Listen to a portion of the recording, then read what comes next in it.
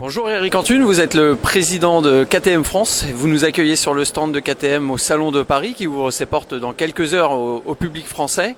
Vous nous présentez donc toutes les nouveautés 2016 que le constructeur autrichien propose l'année prochaine. On va débuter par les plus petites cylindrées, les 690 Duke et Duke Air qui évoluent pour la nouvelle année.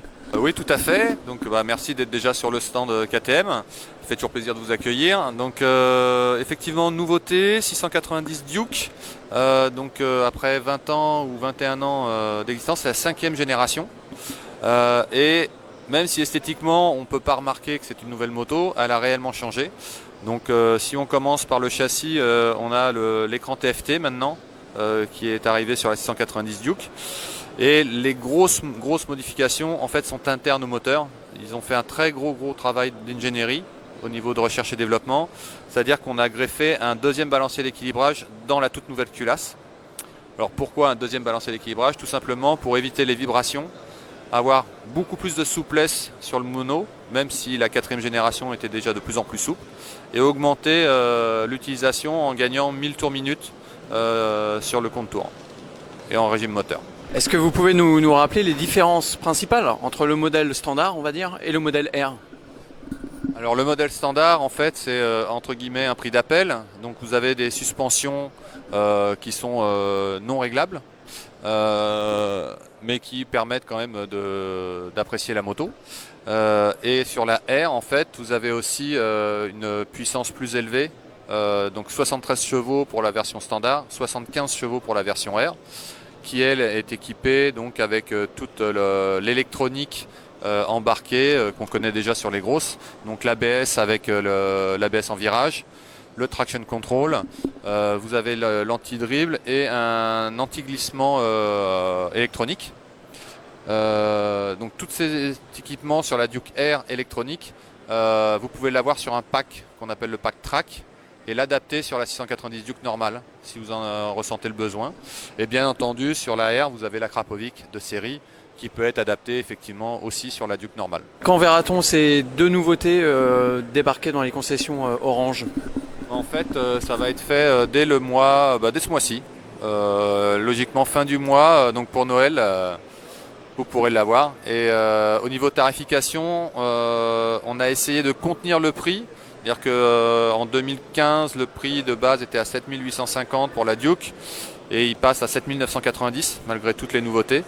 Et la Duke Air augmente légèrement et passe à 10 500 € TTC client. Autre nouveauté Roadster en 2016 pour KTM, la Super Duke Air dans une édition spécialement burnée, on va dire. Oui, tout à fait. C'était une volonté de l'usine après le succès commercial de la Super Duke normale, d'offrir quelque chose de plus aux clients. Et donc on a décidé chez KTM de leur offrir pas mal de pièces du catalogue et également de leur faire une peinture très spéciale. Alors on le voit sur les images, les accessoires sont très nombreux. On peut se les procurer dans le catalogue, c'est ça? Oui, en fait, en partant d'une Super Duke de base, comme on pourrait dire, vous pouvez prendre toutes ces pièces et les adapter sur une Super Duke classique. La seule chose que vous n'aurez pas, c'est la peinture. Mais ça, ça reste l'exception sur ce modèle-là. Mais il y a plein de petites pièces orange anodisées, il y a l'été, les roues sont peintes à une couleur spéciale racing.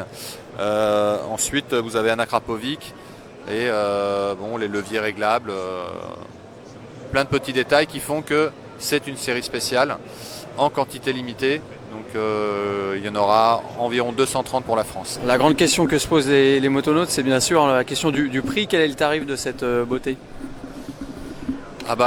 Série spéciale, tarif spécial, non, on a réussi à contenir et on est sous la barre des 18 000, on est à 17 995 TTC clients. Enfin, troisième modèle complètement nouveau pour 2016, et le gros morceau on va dire des nouveautés 2016 KTM, la Super Duke GT qui est un peu une surprise, qui vient compléter une gamme déjà assez complète du côté des routières on va dire, même si c'était des trails jusqu'à présent avec les Adventures. Une moto qui se veut très polyvalente et qui est basée sur l'explosive Super Duke. Oui, complètement. Chez KTM, ils se sont posé la question Créer une routière chez KTM, ça a été un peu compliqué avec notre ADN. Quelle base on pouvait prendre? Et les ingénieurs ont dit on a une super base, c'est la Super Duke. Et de la Super Duke, pourquoi pas en faire une GT? Mais en conservant l'ADN KTM, c'est-à-dire Ready to Race. Donc, et s'il y avait bien une marque qui pouvait faire ça, c'était KTM. Et globalement, je pense que c'est une réussite aussi bien visuelle, malgré le fait qu'on ait augmenté le réservoir. Et à rouler, a priori, d'après les ingénieurs, parce que je n'ai pas eu la chance de pouvoir l'essayer encore, d'après les ingénieurs qui roulent avec, ils sont très contents de ce qu'ils ont réalisé. Concernant les caractéristiques techniques, on reste proche des capacités, on va dire, de la Super Duke sur route. Et on voit également la présence d'une bulle qui doit améliorer, j'imagine, les trajets plus longs sur autoroute. Oui, complètement. Donc en fait, la base moteur, châssis reste identique à la Super Duke. Donc vous avez la même puissance moteur, même si sur le papier on annonce 173 chevaux. C'est simplement une nouvelle façon de calculer la puissance des moteurs avec les nouvelles homologations. Si on se réfère à l'ancienne norme, on est à 180 chevaux comme sur une Super Duke classique, Euro 3. Donc la bulle effectivement permet de rouler plus loin, plus longtemps, avec moins de fatigue. Donc je l'ai dit tout à l'heure, 23 litres dans le réservoir, donc c'est une grosse capacité.